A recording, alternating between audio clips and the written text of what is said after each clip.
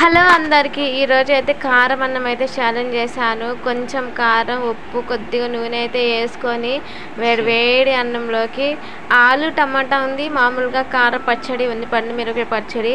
ఎన్ని కూరలన్నా నేను పొద్దున కారం చూసే లోపు మా ఆయన అయితే తింటున్నాడు. ఇంకా తిన్న దగ్గర నుంచి నేనెప్పుడు తినాలా అయితే వేసుకున్నాడు.